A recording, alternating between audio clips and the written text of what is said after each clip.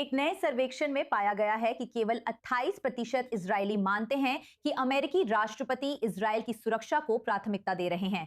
Israel democracy institute द्वारा किए गए सर्वेक्षण में पाया गया कि अमेरिकी नेताओं की मंशा पर इजरायलियों का भरोसा तेजी से घट रहा है। ये आंकड़ा एक महीने पहले की तुलना में काफी कम है, जब 44% उत्तरदाताओं ने अब भी ऐसा ही महसूस किया था। राय थी पिछले मार्च में 64% यहूदी इजरायली मानते थे कि डोनाल्ड ट्रंप ने इजरायल की सुरक्षा को अपनी प्राथमिकता में रखा था। ये गिरावट संयुक्त राज्य अमेरिका और इजरायल द्वारा ईरानी शासन के खिलाफ संयुक्त अभियान शुरू होने के 4 महीने से भी अधिक समय बाद आई है और इस बीच वॉशिंगटन और तेहरान के बीच चल रही बातचीत को यरूशलेम किनारे से देख रहा है। यहूदी इजरायलियों के मामले में पूरे राजनीतिक स्पेक्ट्रम में संदेह है। 81% वामपंथी मतदाता, 73% मध्यमार्गी और 65% दक्षिणपंथी मतदाता मानते हैं कि ट्रंप इजरायल की सुरक्षा को अपनी मुख्य चिंताओं में शामिल नहीं कर रहे हैं। यह सर्वेक्षण 28 जून से 1 जुलाई के बीच किया गया था।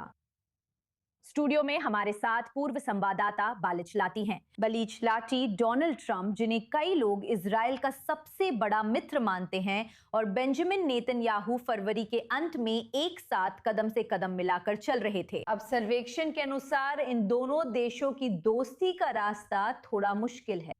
हाँ, और ट्रंप हमेशा इस बात का घमंड करते थे कि वो वास्तव में एक इजरायली बन सकते हैं और तुरंत प्रधानमंत्री बन सकते हैं इजरायल में, क्योंकि इजरायल में उनके पोलिंग नंबर बहुत अच्छे थे, वो बहुत लोकप्रिय थे, यहाँ तक कि प्रधानमंत्री नेतन्याहू से भी ज़्यादा लोकप्रिय थे, जो दशकों से पद पर है। और ट्रंप इस बारे में सही थे। लेकिन जो गिरावट हम अभी देख रहे हैं वो सिर्फ एक तेज गिरावट नहीं है। ये 60% से भी ज़्यादा लोगों के विश्वास से कि ट्रंप इजरायल के हितों को ध्यान में रखते हैं अब सिर्फ 29% इजरायलियों तक आ गया है। जहां हम देखते हैं कि इजरायल में अरबों और यहूदियों के बीच थोड़ा अंतर है। अरबों को वास्तव में ज्यादा लगता है कि ट्रंप इजरायल को प्राथमिकता दे रहे हैं, और ये भावना आमतौर पर अरब दुनिया में बहुत आम है।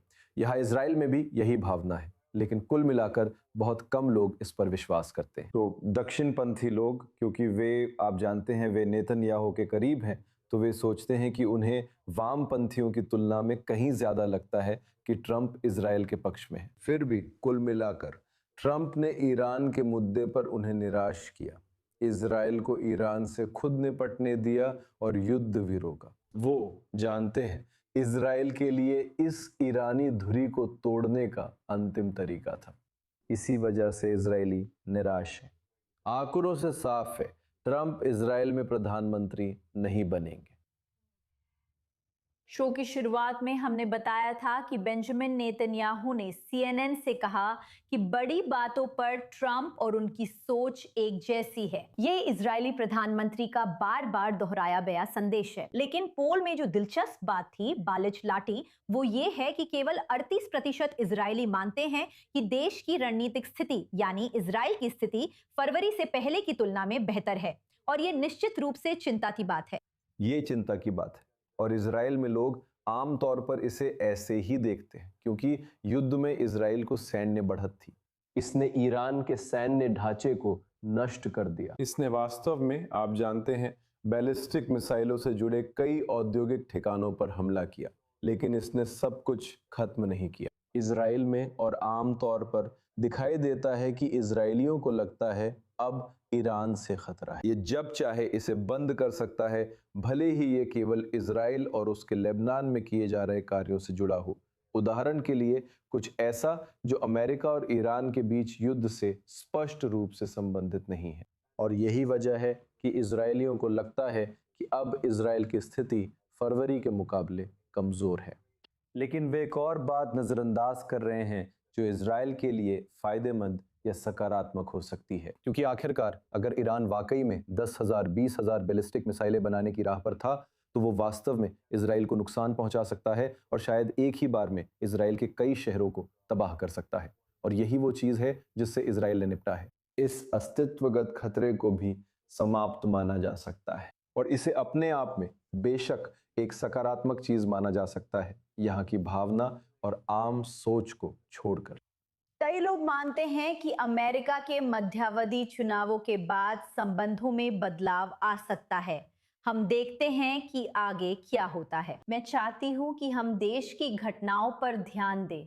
सब जानते हैं कि रक्षा एक बड़ा मुद्दा है जो देशवासियों के दिल के करीब है, और निश्चित रूप से जब मतदान का दिन आएगा जो अक्टूबर के अंत तक होना ही है, तो सुरक्षा का मुद्दा कई लोगों के लिए सबसे महत्वपूर्ण रहेगा। और इसी संदर्भ में रिजर्विस्ट पार्टी अब ब्लू एंड व्हाइट के पूर्व सांसद केली ट्रॉपर के साथ मिलकर काम कर रही है, और वो हैं योसी हैंडे की रिजर्विस्ट पार्टी, जो कि बहुत महत्वपूर्ण है, खासकर जिस बारे में हम बात कर रहे हैं, सुरक्षा और देश की रक्षा को लेकर लोगों की भावना के संदर्भ में। अभी इजराइल के अंदर राजनीतिक मोर्चे पर जो चालें चल रही हैं, उनके बारे में हमें बताइए। तो जब बात योसी हिंकल और हिली ट्रूपर की आती है, तो ये आप जानते हैं योसी हिंकल के बहुत सुरक्षा केंद्रित एजेंडा का एक संयोजन है। आप जानते हैं युद्ध में वो सबसे आगे थे। उन्होंने कहा जब तक हम हमास को नहीं हराते युद्ध नहीं रुकेगा। और फिर हिली ट्रूपर जो ब्लू व्हाइट पार्टी से हैं, वो ज्यादा इस पक्ष में थे कि चलिए ऐसा समझौता करें जिससे बंधकों को रिहा किया जा सके। इन चीजों को एक साथ जोड़ना बहुत मुश्किल लगता है। और फिर हमारे पास अभी ये पार्टी है।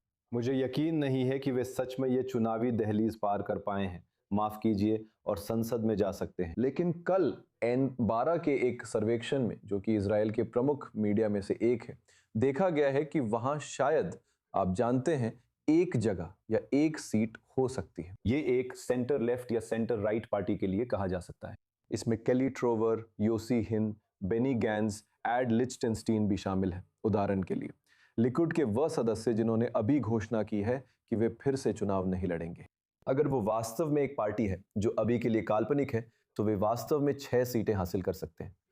ये 6 सीटें भले ही यहां जिन नामों की हम बात कर रहे हैं उनके मुकाबले छोटी संख्या लगती हैं, लेकिन आखिरकार ये किंग मेकर साबित हो सकती हैं, क्योंकि ना तो गठबंधन और ना ही, चलिए इसे अभी जायोनिस्ट विपक्ष कहते हैं, अगले चुनाव में गठबंधन बनाने के लिए 61 सदस्य तक पहुंच सकते हैं। तो ये किंग मेकर बन सकते हैं। लेकिन मैं यहां बस इतना जोड़ना चाहूंगा कि जो हम अभी इस गठबंधन और विपक्ष में देख रहे हैं, शायद चुनाव के बाद वही स्थिति नहीं रहेगी, क्योंकि नेतन्याहू एक तरफ बेन गुविर को छोड़ना चाहते हैं, शायद स्मोट्रिच को भी छोड़ना चाहते हैं। वो कम से कम कुछ हरेदी पार्टियों से छुटकारा पाकर खुश होंगे। और जब ऐसा होता है, अगर उन्हें इस नए सेंटर राइट के साथ गठबंधन बनाने का मौका मिलता है, अगर ये वाकई बनता है विपक्ष के कुछ सदस्यों के साथ, तो एक एकता सरकार बन सकती है। इसाकॉव ने कहा कि वो ये नहीं कहा कि वे नेतन्याहू के साथ नहीं बैठेंगे, लेकिन योसी हिनेल, बेनी गैंज और दूसरों के साथ बैठने को तैयार है। जो गठबंधन अभी दिख रहा है वो अलग हो सकता है। हम अक्टूबर के चुनाव के बाद इसका इंतजार कर रहे हैं। जैसा कि हमेशा होता है, हम इन सभी घटनाक्रमों को होते हुए देख रहे हैं। बहुत बहुत धन्यवाद संवाददाता बालिच लाटी।